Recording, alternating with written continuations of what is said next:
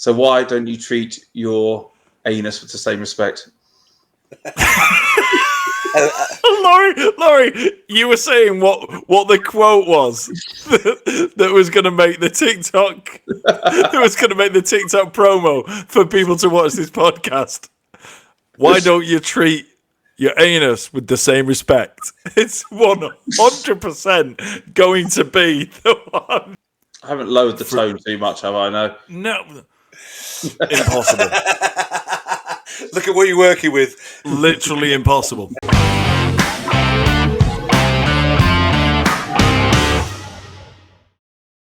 Hello and welcome to this week's edition of the Mildly Controversial Podcast.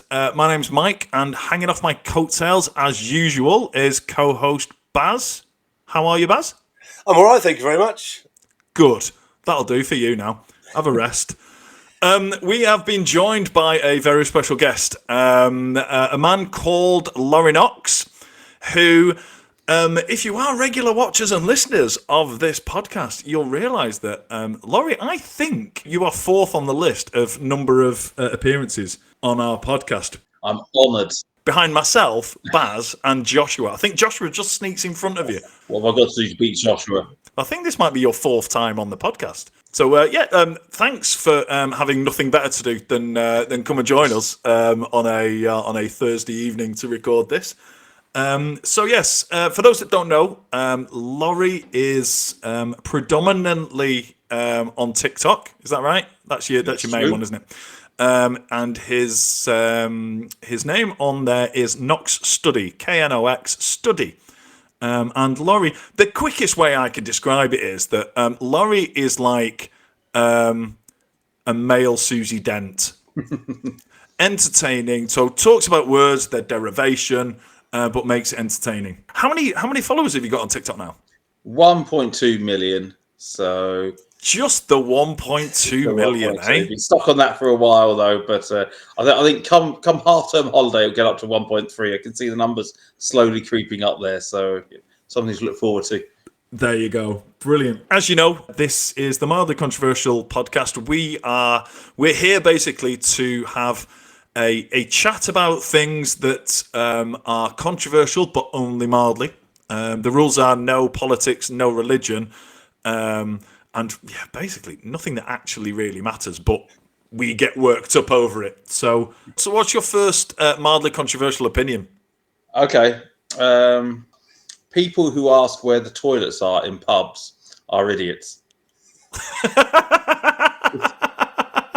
This one really winds me up. Now, okay, I think there are always exceptions to the rule, and of course, if you're in some mega club in Berlin or something like that, you'll probably But generally, when you go to your standard country pub and you've got you walk in there, there's a bar area and a kind of main part. Then you've got the right of the bar and the left of the bar. Now you're standing there with your friend, you're at the left of the bar, and they say, "Where are the toilets?" And I always just want to look around and say, well, they're not here. They're clearly not in the middle of the bar. They must be around the other side. How have you not worked that out?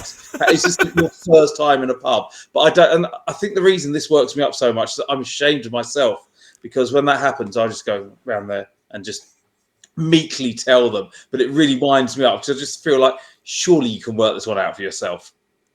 I feel like you're so passionate about this that next time somebody asks you where the toilets are in a pub, you need to come out with it as passionately as that, and just kind of don't be so meek. I think you need to make that point, and you need to make it strongly. Especially if it's a stranger in the bar. Excuse me, mate. Do you know where the toilets are? Now sit down here, son. Listen to me. No, it's what can I say? I'm a petty man. This only falls down slightly if you're in a Wetherspoons. Yeah, this is true. And this, we have had a discussion about Wetherspoons toilets in the past. That and Mike said this once. Sometimes they're not in the same building. Sometimes they're so far away. This is true. I'll add that to my exceptions. There you go. Your exceptions are that, because sometimes when you ask where the toilets are in a Wetherspoons, they don't just point; they give you a fucking postcode. You have to get in an Uber. But the thing is with the toilets in the Wetherspoons is I'm advancing in years, and I'm at a point in my life now where my bladder gives me no warning. And I'm not saying I just stand there and piss myself. What I'm saying is that I'll be stood there quite happily having a chat, having a drink, and then all of a sudden my bladder will just go, yeah, you need a piss now. And I mean now. so Wetherspoons is not my friend for that reason. The thing is with Wetherspoons toilets, I feel like I have to predict when it's going to happen. Really? And that's not where you want your head to be when you're on a night out. You just want to enjoy yourself. But I agree with this one because, like I say, even if you're stood in the middle of the bar and you've been stood in the middle of the bar all night, you might as well just say to the guy behind the bar, left or right.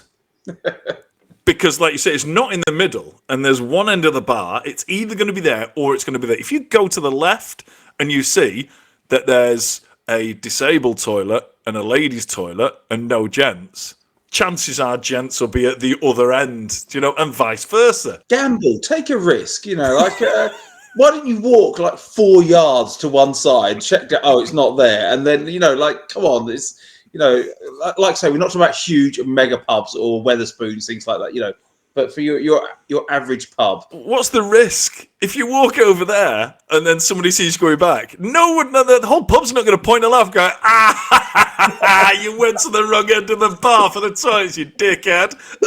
You're stupid, they're over there. You know what I mean? You're just going to walk past your mates and go, yeah, they're not at that end. Just, if you're wondering where they are, it's not that end, so it must be this end. And walk past this, it's not a mass. It's not there's not massive jeopardy involved in taking a punt on which end of the bar the toilets are at. No. So the other thing, I can back up your statement there, Laurie, by saying people are idiots, because I am that person that goes in, and I am an idiot, which I think has been proven many times in this podcast. That's your role on this. I was like, you've got the village idiot. You're the podcast idiot. But also, it's one of those things. It's that I can guarantee. So if there's a two option choice in any quiz, I can almost guarantee that I will choose it wrong every time. So if it's a choice between left and right, I guarantee that I'm heading towards the female toilets, and I've then got to go all the way around the bar and find the other one. Baz is praying for the days when the toilets at both ends of the bar become unisex toilets, and it's not far away. He can't wait. Well, it happens more often now, doesn't it? Where you end up with those sort of funky new toilets where it's just stalls inside, and they've got that great big steel hand wash base where everyone congregates around. Right. Yeah, and that's a good thing, but that just humiliates men who wouldn't wash their hands to wash their hands, because if they're out on the pull and they walk out of a unisex cubicle or whatever like that and just walk off, and women that they're hoping to take home that evening see them do that, they go, I'm not going anywhere near him.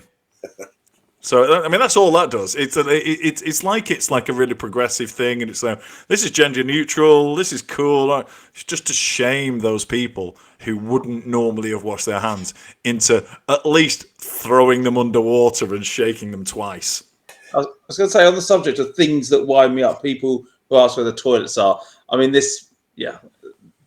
when another one, I put these people on, no offense, Baz, but I put these people on the same level. When you go to push a door and it doesn't open and somebody says, no, you need to pull it, mate. And you're like, what in your brain did you think I was going to try next? Did you think I pushed the door, it doesn't work, I'm going to smash a window now, only way through? Is that what you thought was going through? Anyway, sorry. Yeah. You stood there, you pushed it and you go, oh, fuck, I'm all out of ideas now. That's what? Oh God! I really need the toilet, but I have no idea how to open this door now. But I tell you what, the people that are probably responsible for that is people who put handles on both sides. Yeah, there you go. Right. Push plate on one side, handle on the other. This is true. Never a problem. Do you know what I mean? Don't put a handle if it's a push. It's not necessary. Good point. It's not just not necessary. It confuses people like yourself. Not suggesting you're easily confused or anything. But yeah, and then it causes friction in the pub, because you get somebody saying, "Yeah, you need to pull it, mate." When you say that, you're if you push the door and it doesn't open, and someone goes, "You need to pull it, mate," you made it sound like they were being quite helpful. But I suspect they might have been, yeah, you need to pull it, mate. It just proves that you're right, Laurie, because I am that idiot that has to ask for the toilet every time I go into anywhere. And I think I just get panicked because it's like, I need to know where it is and I need to know where it is now. I like to think that this conversation is going to help you, Baz. It's going to bring you through this. This is going to be the personal development that you need to just go, do you know what? I'll try left. If it's okay. It's okay. If it's not there, I can just come back round. No one's going to say, hold on a minute, Uncle Albert looks a bit confused. Shall I help him find the toilets? But also, I'm also the classic case of the pull-push door scenario, where as I go to walk through it, and then I look up and there's a huge pull on it. It couldn't be any bigger, and I've still just walked up to it. So that's why I don't choose anymore, because I always get it wrong. You don't choose? How do you get through doors then? That's what I'm saying. But you should go out and look at the door first, right? As you were saying earlier. So if there's a big sign on it, I should just read it rather than just yanking the door or pushing it. So you basically go with the plan of attack before entering any door. Like you stand there, you check it out, you scope the joint out, and then okay, this looks like a pull door to me, and then you go for it. Okay, so right, well, I'm pretty sure about this one, but I'm definitely. This is quite an awkward thing, you see, because I like to think that I like Baz to think that he's useful on this podcast. Thank you. But there's only two of us, and I book all the guests. I pay for this to be produced. I'm responsible for all the graphics. I do all the recording. I do all the editing. I post it, and Baz just turns up and laughs in the right bits. So for those reasons, sometimes in the wrong bits as well. But for those reasons, I have the casting vote. But I like Baz to think that this vote thing is important. But I think you're being unfair to Baz, saying all he does is show up. He also drinks. Yes. Oh, he does. He's good at that bit. He is definitely good at that bit. Let's have that right. He actually laughs more at the right bits once he's had a few as well. So that's good. So yeah, Baz, what do you reckon? Are we giving this the mildly controversial podcast seal of approval? Are we? Is it getting the stamp of approval? From my point of view, absolutely, because I am the idiot. Excellent. Okay, so that's the first one. Imagine, if you will, a really good stamp which says approved across them. I can't be asked producing one, but just imagine that kind of scenario. Then yeah, there you go. It's approved. Good one. Thank you very much. I'm honoured. I didn't realise this was a test. If I'd known that, Well, it's not really. Again, it's not. It's not worth worrying about or preparing very much for. Okay, so I'm going to come in with one that's I feel quite strongly about, and yeah, I don't know another way of phrasing it other than brioche buns can fuck off. Because it's like I like a burger, but I don't want it in a cake. When did a burger stop coming in something that was savoury and start coming in something sweet? Because brioche buns are sweet, and I don't understand why the world has decided that a burger to make it posh or acceptable to hipsters has to come in a sweet bun instead of a savoury bun. When did that happen? Interesting. See, I never realised they were sweet. So I think I've only ever had them with burgers. So I know that the burger kind of, for me, takes it. So I didn't even notice that they were sweet. I didn't know that was the thing, It's it's not candy floss. Do you know what I mean? But it is, or cotton candy for our American listeners. Mm-hmm. But yeah, it's not that, but it is. It's you can get them with you can get brioche buns with chocolate chips in it because the kids eat them. So there's definitely a sweet thing, and I think maybe it's the kind of flip side of when caramel, all of a sudden you stopped being able to buy normal caramel and everything had to have salt in it. Do you know what I mean? I remember that happening maybe about Right. 10 years ago. All of a sudden, like, it was like, oh, this is salted caramel. I was like, salt in caramel, you mental. And now you can't get caramel stuff that doesn't have salt in it. So maybe it's the flip side of that. It's taking something Revenge. savoury and making it sweet. Anyway, I'm not feeling it. Baz, what are you saying?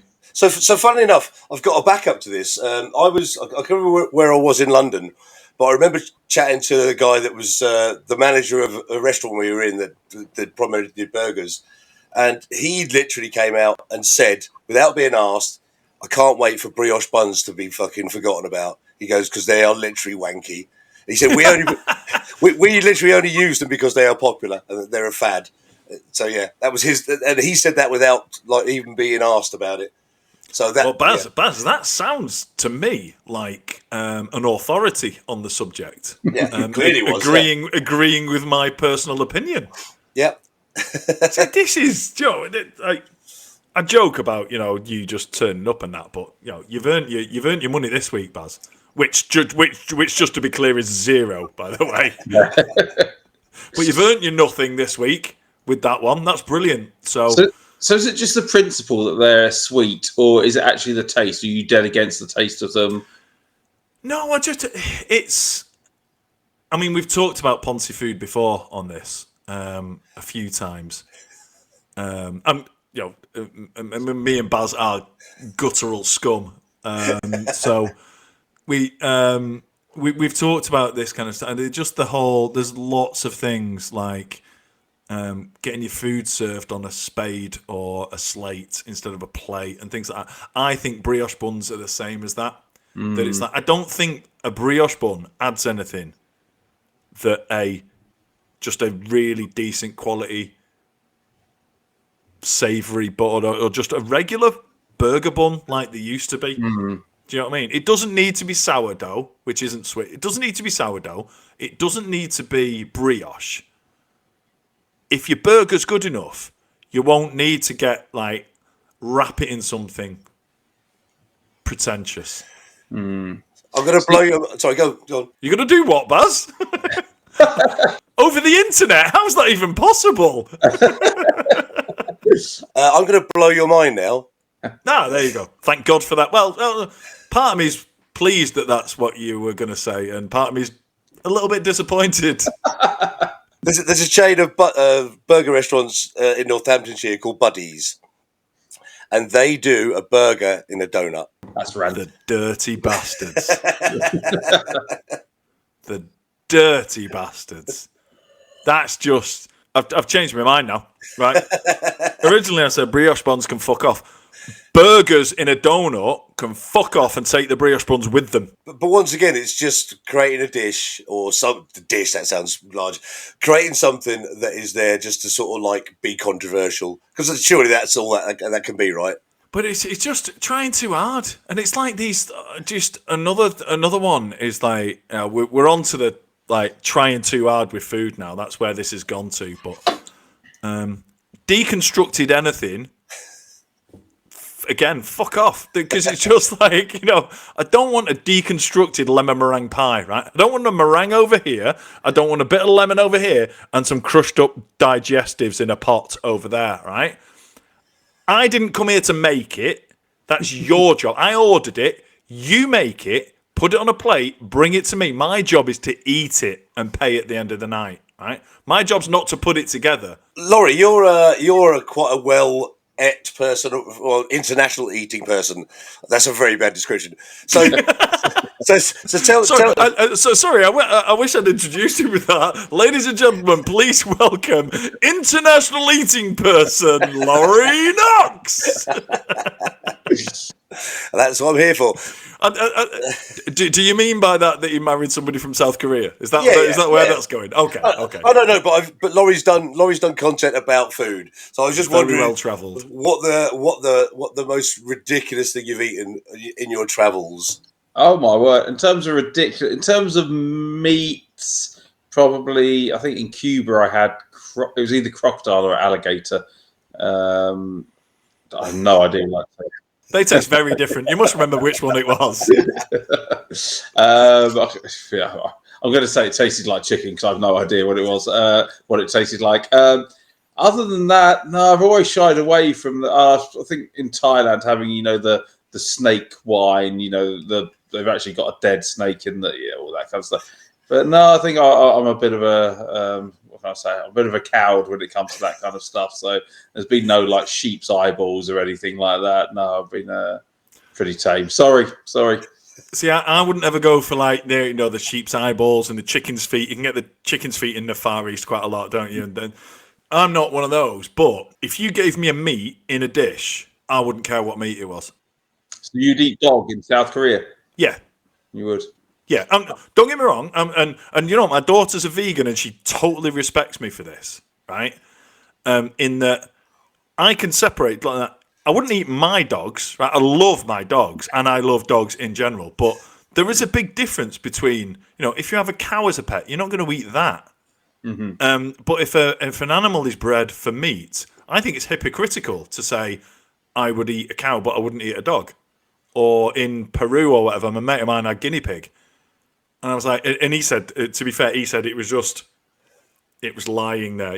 Like fish still looks like a fish. He said the guinea pig just looked like he did. I'd struggle, but I'd still eat it.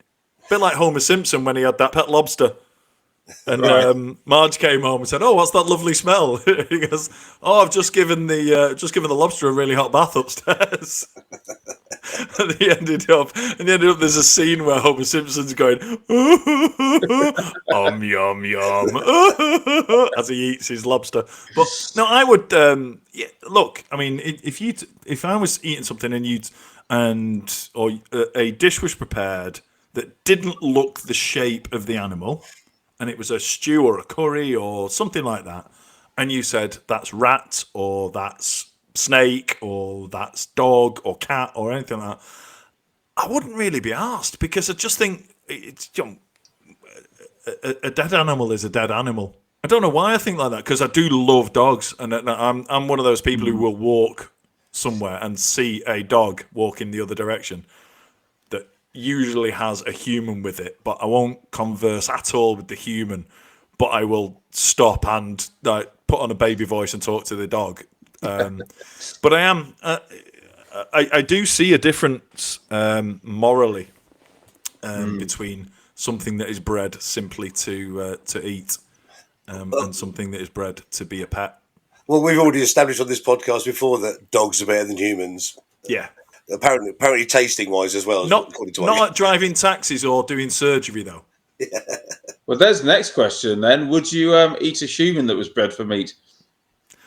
Oh, now. I mean, this is getting close to dropping them mildly off the controversial podcast, isn't it? We're getting dangerously close, but I think we can just do it. I don't think I would. And the only reason is that's literally cannibalism. So it's the same species. But Sheffield United fan. You've got a couple in your freezer. I just thought a shepherd's pie like that would be amazing, wouldn't it? You'd actually have real shepherds in it. With actual shepherds in it. Yeah, well, Yeah, look, I guess vegans would say that meat is meat, and if I'm willing to murder animals to eat them, I should be equally as willing to murder humans. But that's bullshit. Because animals are not as important as humans. There's a controversial that's not really controversial, because they're not. The minute a dog or a monkey or something can come up with a cure for diseases or can perform brain surgery, then they will be as important as humans. Until then, it's simply nonsense. I was going to say, shout out to my brother who's probably got quite close to cannibalism. For a podcast, he once ate placenta. Oh, I see. See, that's I wouldn't consider that cannibalism, just because that's it's no longer part of the human, I think is where I am with that. But okay. That is. Did you have more than one brother, or is that the brother that I know of? Is Robbie. That is the. So yes, for people who don't know, if you're on YouTube, Laurie is Robbie Knox's brother. If you're on TikTok, Robbie is Laurie Knox's brother. So I think that's pretty much summed it up about right, hasn't it? Eating placenta. So that was for a podcast, not for a. He thought it would be a beautiful thing, like some people think. It wasn't just his starving, looked in the fridge, it's all he had. Was it his partner's placenta or was it somebody else's? No, it's somebody else's. And he and the lady who ate it for the podcast were both very sick for days after. But apparently they didn't treat it like you meant to, like eat it pretty quickly. I think he left it out too long.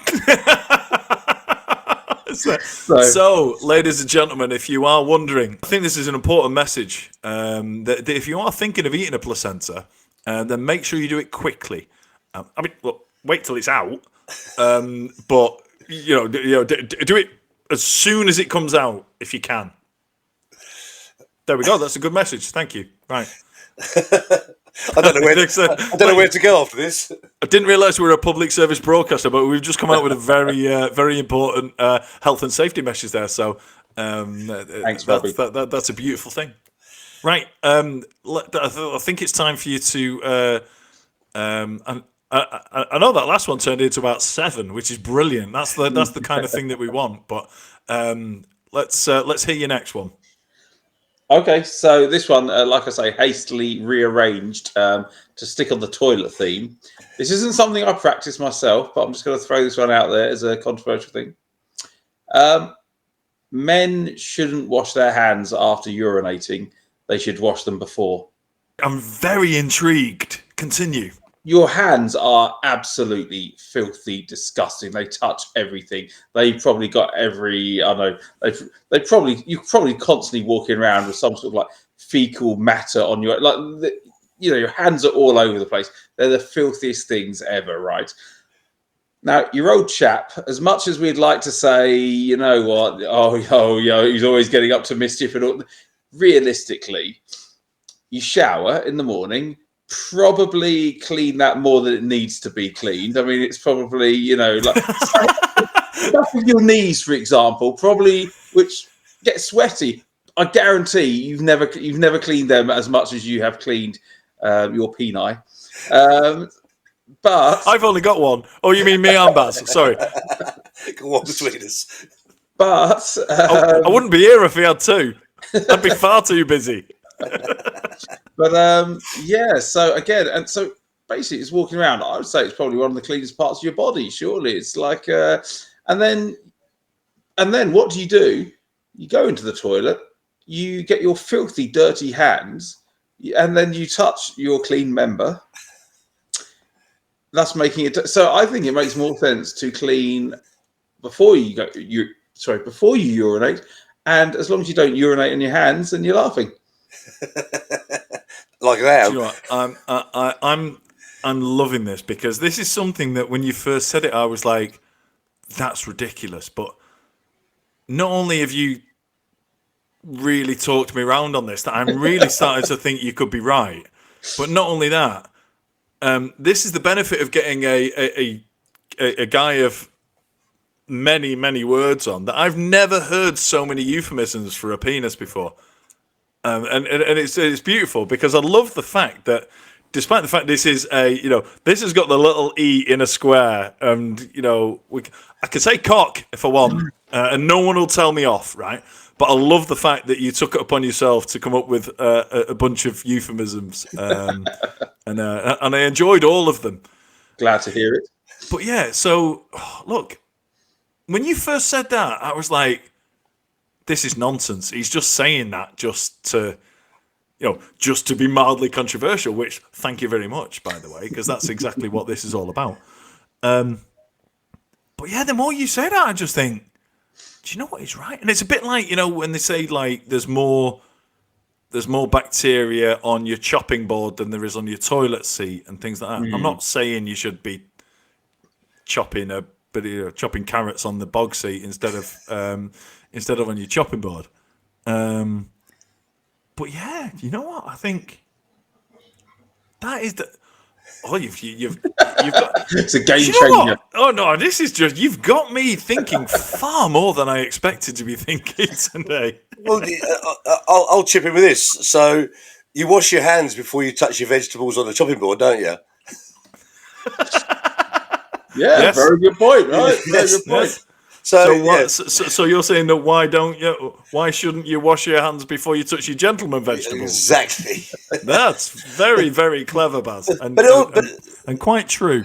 But it also brings up that thing of like when you do wash your hands afterwards, you then go and open the door of a public urinal on the handle, and that's been probably touched by more people that haven't washed their hands than have washed their hands. There we go. So look, I think I'm pretty much sold on this, but I do need to add a word of warning in that if people are listening.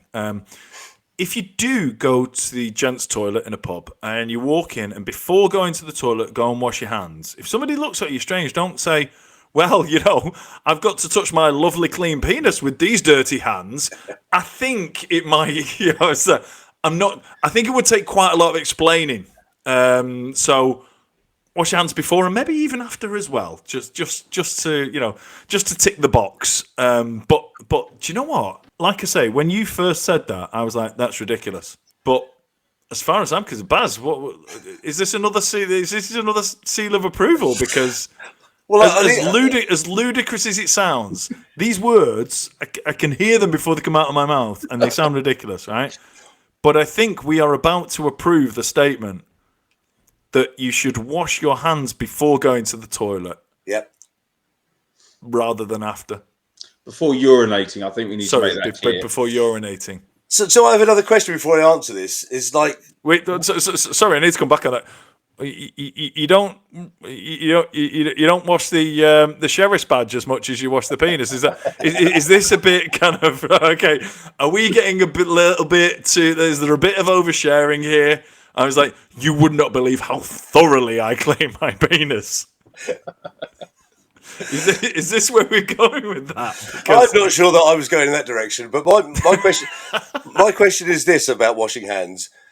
Why do you have to wash both of them when you had a piss? Because surely one of them is just ultimately just holding your jeans to one side or your pants down so you can get the member out. Because that one's not doing anything but like literally holding clothes. This one, which is predominantly the one I use, I basically don't get any piss. Good to know. Thanks for that information, Baz. Which one, just to clarify? So if there are any of Baz's 650,000 TikTok followers watching who wondered which hand he holds his knob with when he has a pee, then there you go. You all know it's his right hand. Just to confirm, his right hand. Continue, please, Baz. This one. Oh yeah, but it's like, and also how clumsy must you be to get piss on your hand whilst having a piss? That's all I want to know, because like it's going in that direction, and you're holding above the actual pipe where you're pissing out of. Now we're getting really graphic. To be honest, I think we should move on because there's mental images that I've got that I definitely don't want, and I may have to try and push one of those cotton buds all the way through my head to rub that one out. So rub that one out is definitely not a phrase that I meant to use at that juncture. Okay, I think we should probably move on now. I had something else, but I think we probably should. Okay, Baz, do you have anything for us? What's the point in non-alcoholic drinks? I did. Because it's not Victorian times and kids aren't allowed to drink gin anymore. No, but my point is this. So if you go to a pub and you're not drinking and you're driving, why would you have a non-alcoholic lager? I've never understood that. Obviously, oops, sorry. There's obviously... For anyone who didn't hear that, I think that was Siri saying, is there anything else I can help with? I think Siri thinks that Baz has just asked Siri, what is the point in non-alcoholic drinks? Got a bit flummoxed and then said, is there anything else I can help you with? I don't know the answer to that one. So I get the point with inclusion, but like if you can't drink to get drunk, Why would you have a non-alcoholic lager or non-alcoholic wine? Because A, they don't taste the same, and B, it's kind of like pointless.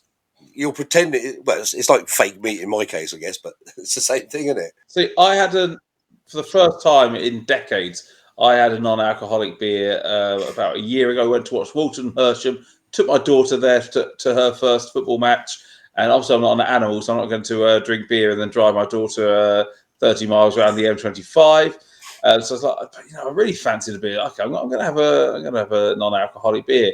Had one of those. It's just rank. It's not even about, for me, it's not even about getting drunk. It's just not that they don't taste good. Back in the day, you had Caliber. Oh yes. And what was the other one? There was two. There was Caliber and I can't remember. But anyway, you had Caliber and they were rubbish. And that is a good 30 years ago. And they're still rubbish. Yes, exactly. So I mean, look, they don't taste as rank as they used to, I don't think. But they also don't taste anything like actual beer.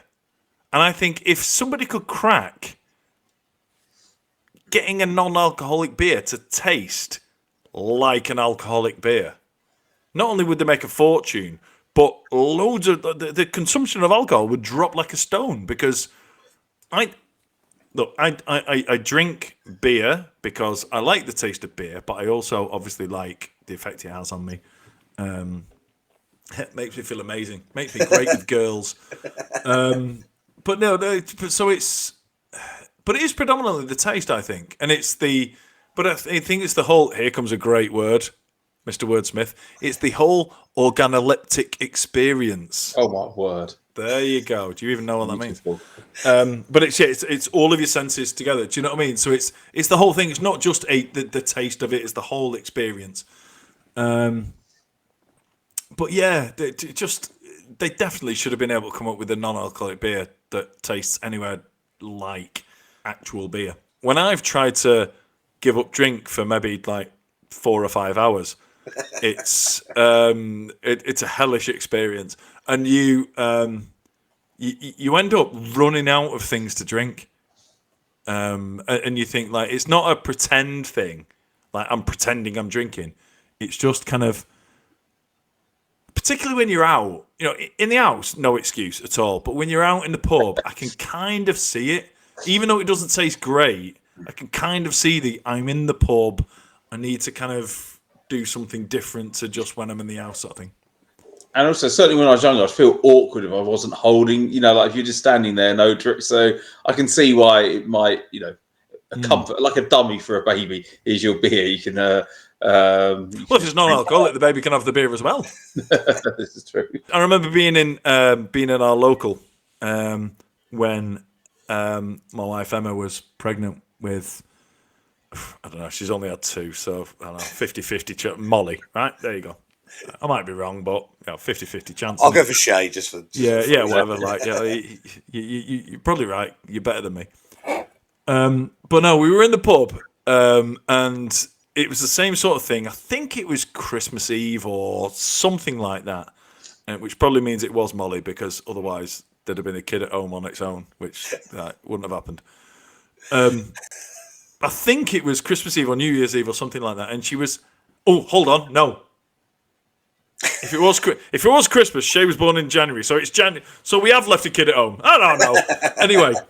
It was, it must have been it was round about Christmas, so she's very heavily pregnant. He was born in January, so she's very heavily pregnant, and she's drinking out of a bottle of non-alcoholic beer.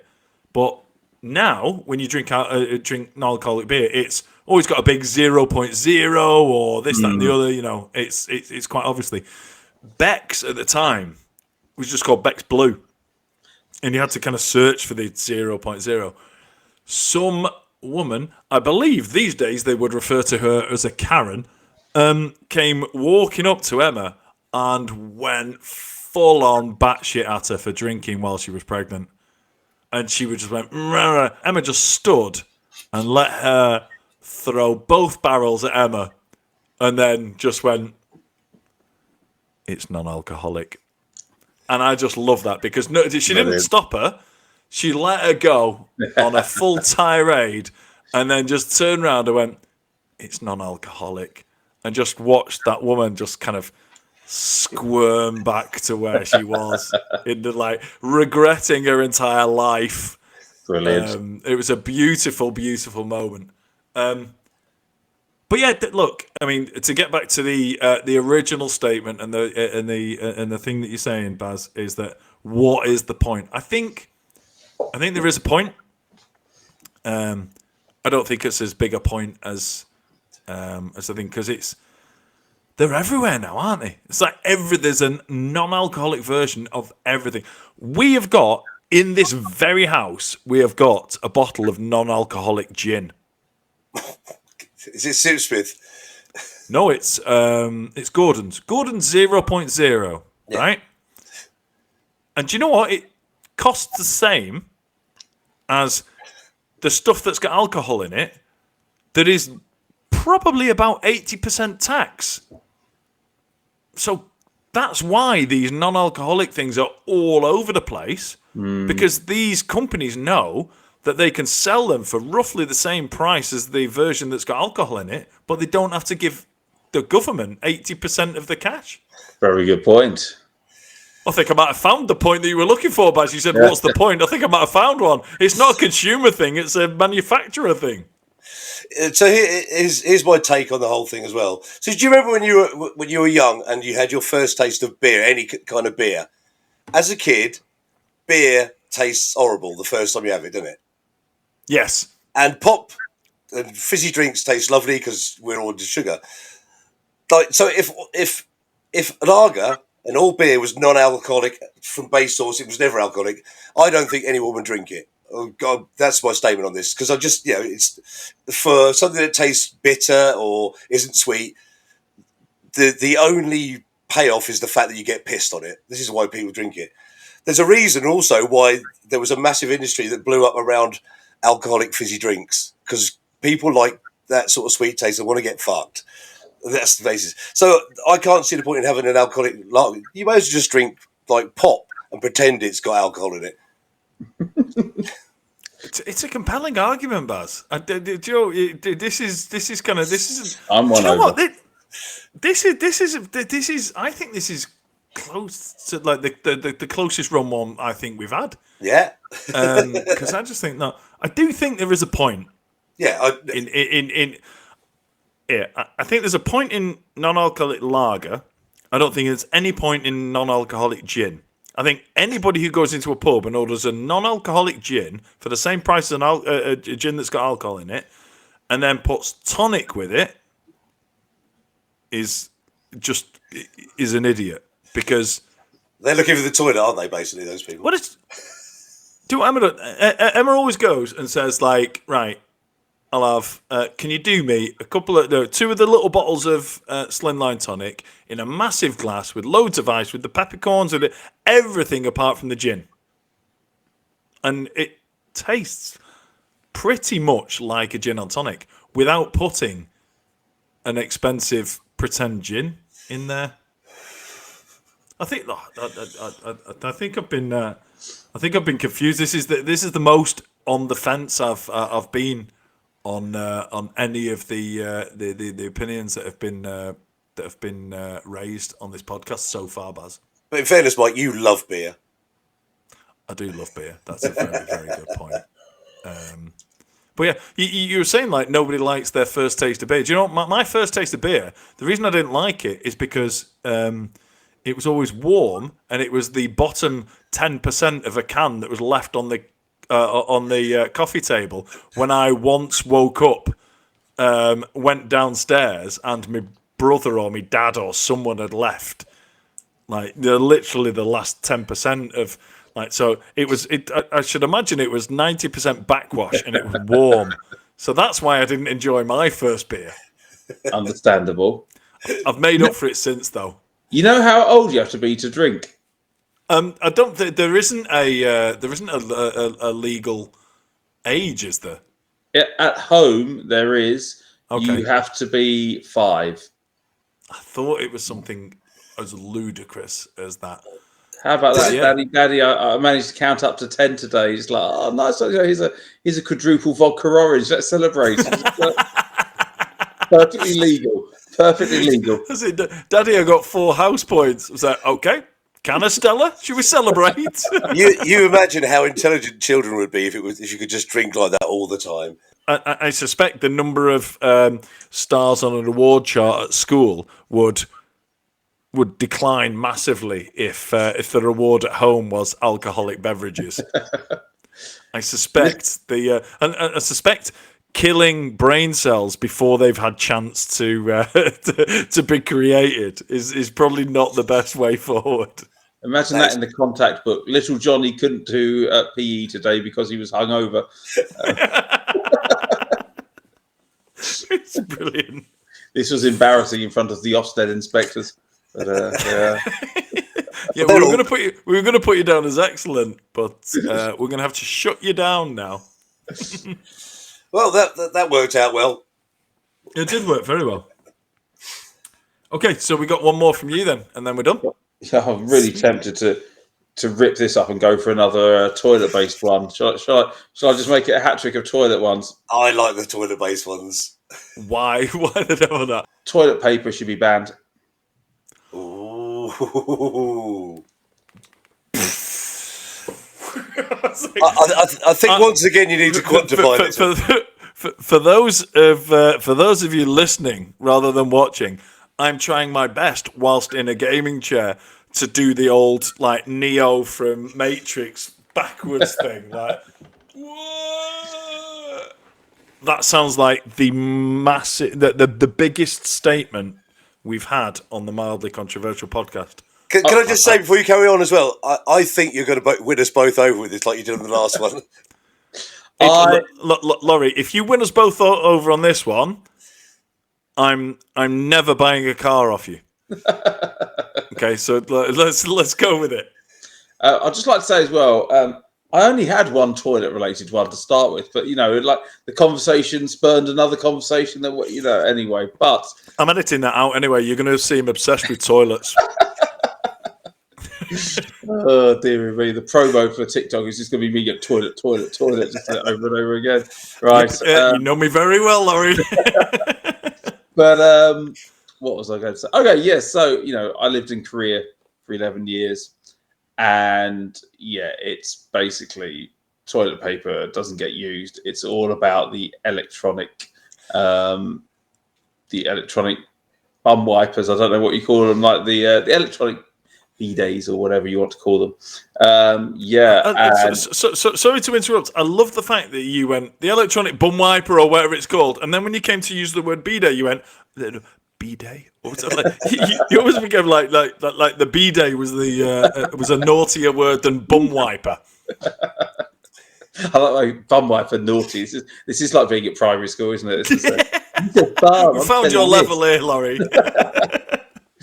But and you go to Southeast Asia where they just have the basically a hose going on there, but the level of cleanliness you get there is at a different. It's not even like it's so much faster. It's so much cleaner, and of course better for the environment. You're not, and of course cheaper as well. You're not spending all this money on it. And like I say, you walk. Honestly, like after living in Asia and then coming back to the UK, you're never ever as clean as you are when you're living in Asia. It's just like you notice it. Obviously I'm used to the situation now, but it's just so much superior. It's just put it this way, okay? If I were to wipe feces across your face, what would you rather? I'm going to give you two options: bit of paper. Finished, or would you rather a hose and wipe it off with water? Which one would you rather? So why don't you treat your anus with the same respect? Laurie, you were saying what the quote was that was going to make the TikTok promo for people to watch this podcast. Why don't you treat your anus with the same respect. It's 100% going to be the one. There we go. I'm looking forward to posting that on my stories. So anyway, I'll try and compose myself.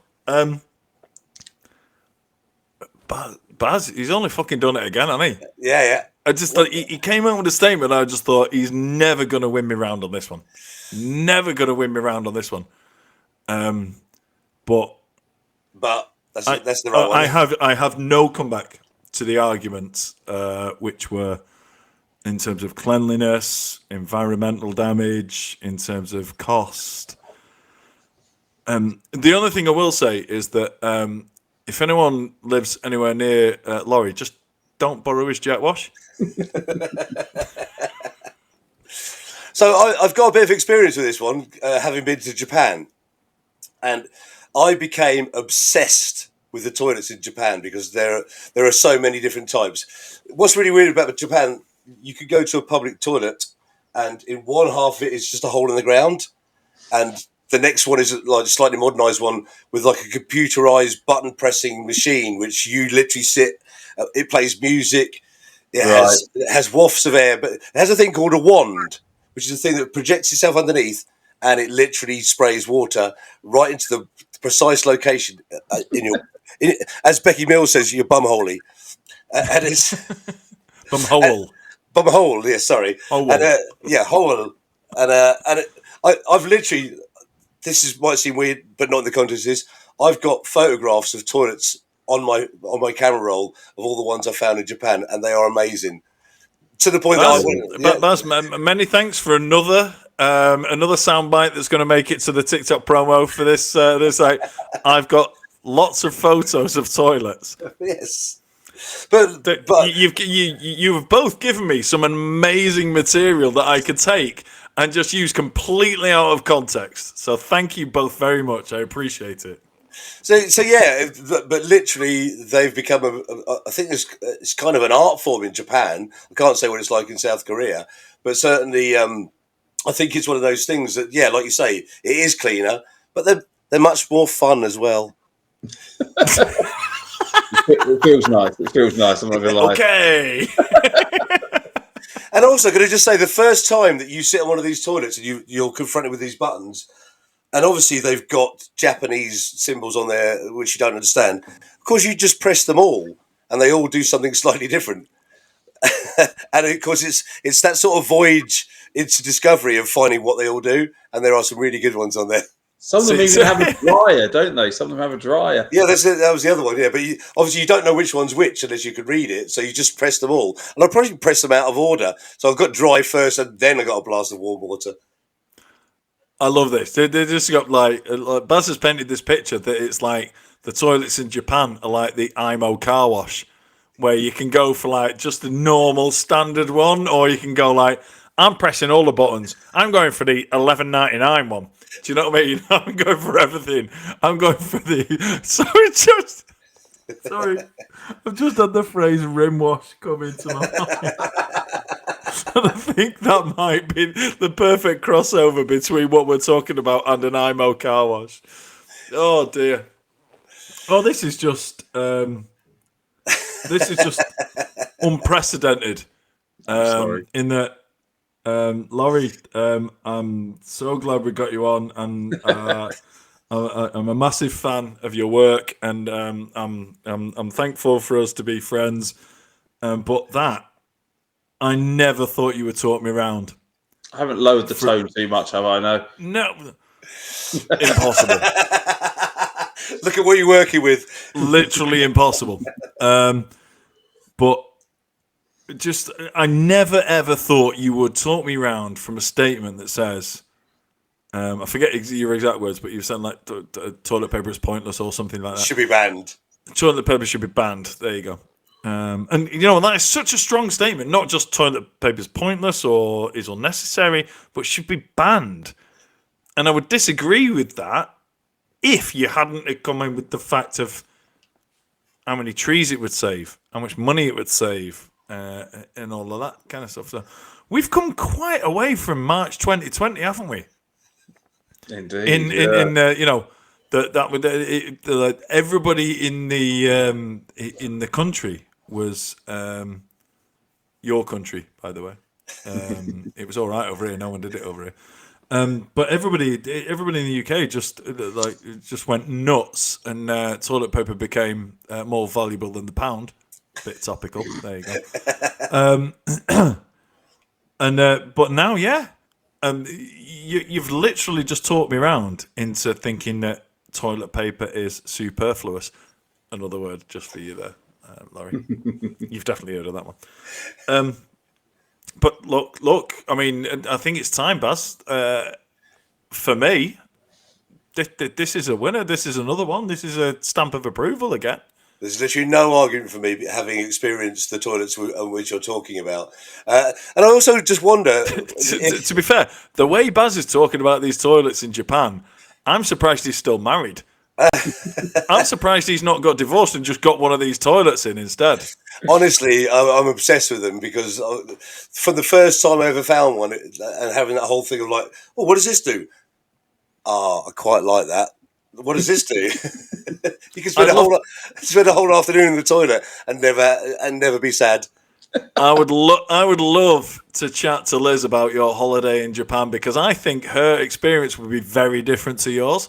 I think Liz would just talk about the fact that she went to see some beautiful, some beautiful sights, and the culture and the food and all this kind of stuff. And so, but I didn't see Baz for 2 weeks because he was just pressing all the fucking buttons in the toilet for the entire holiday.